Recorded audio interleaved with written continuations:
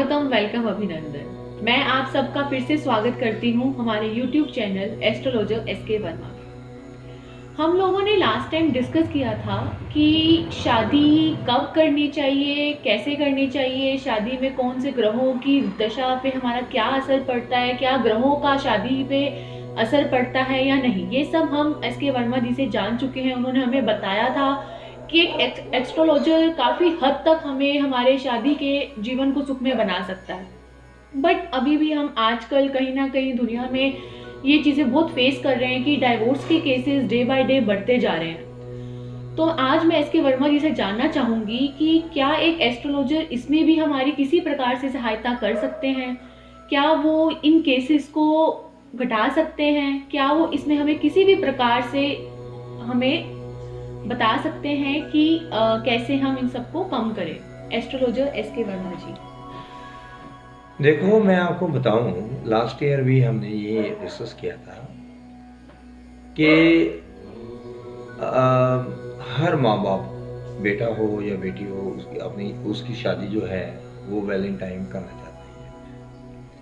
वो चाहते हैं कि जब बेटी बड़ी हो या शादी के लायक हो या बेटा बड़ा हो, वेल सेटल हो जाए और उसकी शादी जो है वैलेंटाइन कर ली जाए। लेकिन होती शादी जब ही है जब शादी से रिलेटेड ग्रह की दशा आती है, इससे पहले नहीं होती। तो मैंने ना जाने, मैं यहाँ पे ये मेंशन नहीं कर सकता कि कितने हजार कितने ही कुंडलियों पर मैंने बिल्कुल परफेक्टली ओके मतलब मैंने प्रेडिक्शन की है कि किस साल जो है व्यक्ति की शादी होगी और किस महीने एंगेजमेंट होगी और किस महीने में, साल और महीने में शादी होगी। ये बिल्कुल एक्यूरेट निकला। अब दूसरा प्रश्न ये है, पहला प्रश्न माँ बाप कहते हैं कि माँ बाप चिंतित होते हैं कि शादी हुई नहीं, ये तो पहला था। अब लेकिन शादी हो जाए, वो कामयाबी रहे, ये सबसे बड़ा अहम क्वेश्चन होता है। तो लड़का हो या लड़की, शादी से पहले ही पता लग जाता है कि शादी इस महीने होगी, इस साल होगी, और डाइवोर्स भी इस महीने और इस साल हो जाएगा।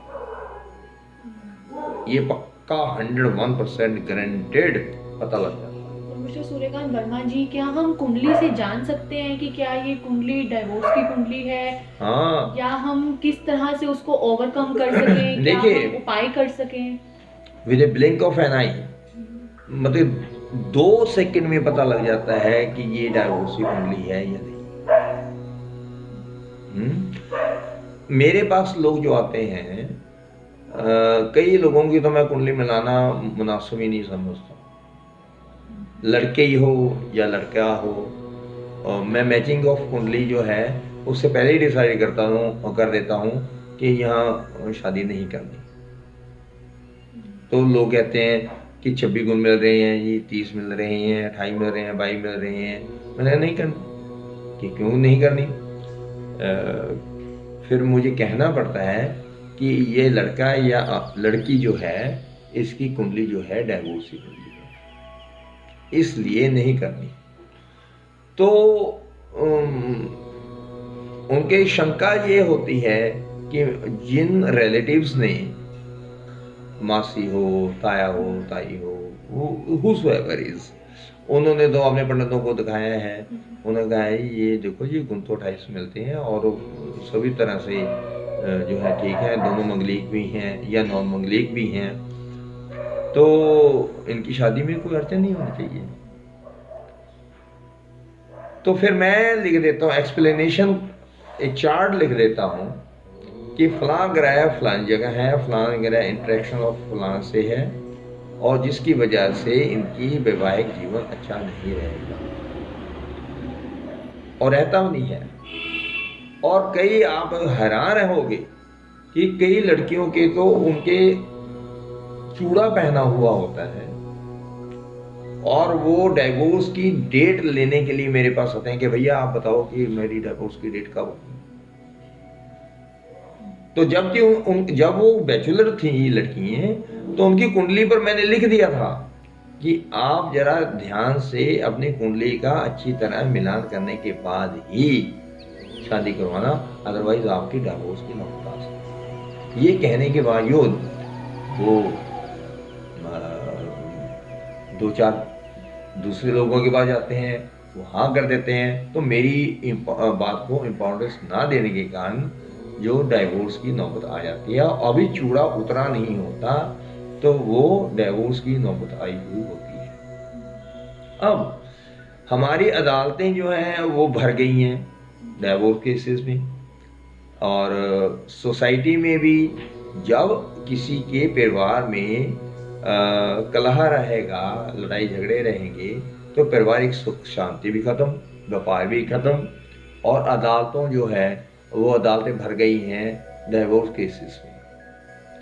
हर पक्ष, लड़का हो या लड़की हो, वो अपना अपना पक्ष रखते हैं कंप्लेंट्स का। तो मूल बात ये है, एक एस्ट्रोलॉजर होने के नाते पहली तो बात ये है कि कुंडलियों का सही मिलान बहुत ज़्यादा जरूरी होता है। केवल गुणों के आधार पर फैसला लेना गलत होगा 101%। So how can we prevent it, like जिस तरह जिनकी शादियां हो चुकी हैं, हाँ। अब उनकी डाइवोर्स की स्टेज आ चुकी है, उस स्टेज में हम क्या कर सकते हैं एस्ट्रोलॉजर के देखिए, पॉइंट ऑफ व्यू से? दो बातें हैं। अगर तो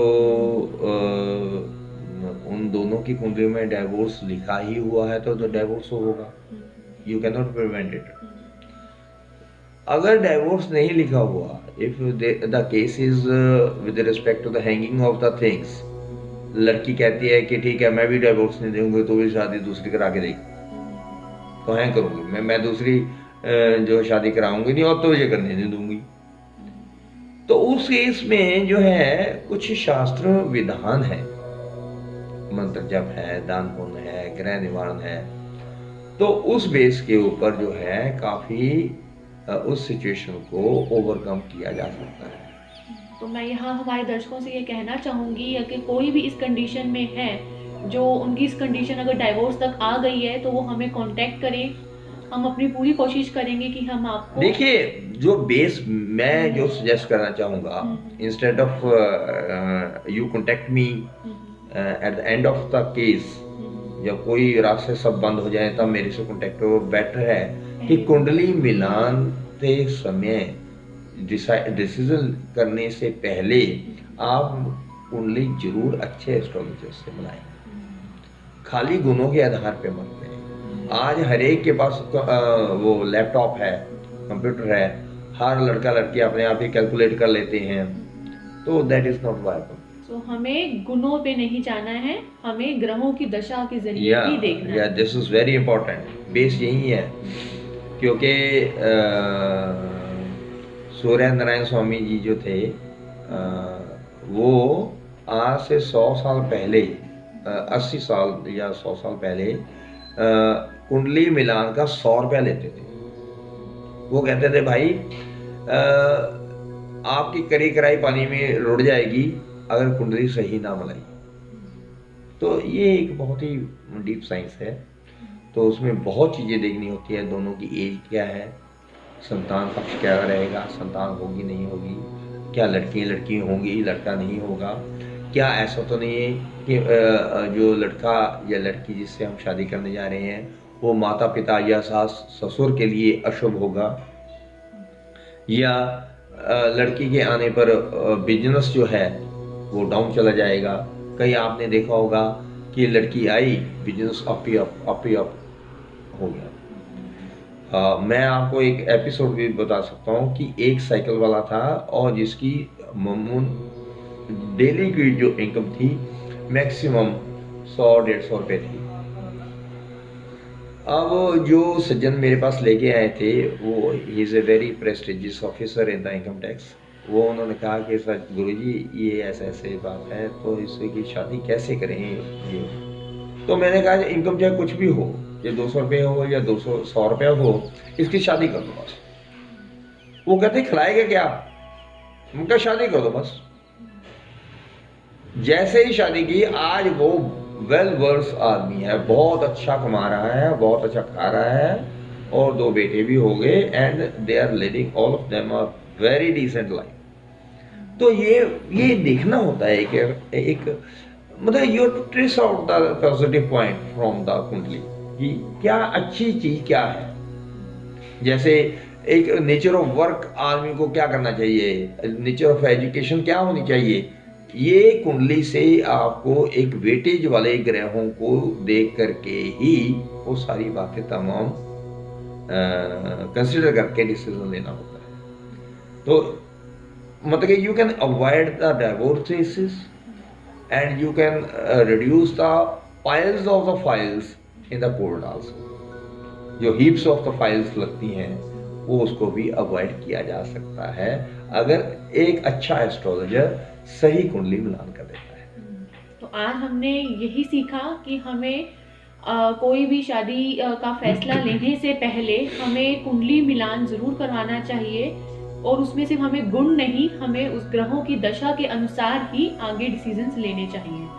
बहुत बहुत धन्यवाद सूर्यकांत वर्मा जी, आपने बहुत वेरी मच।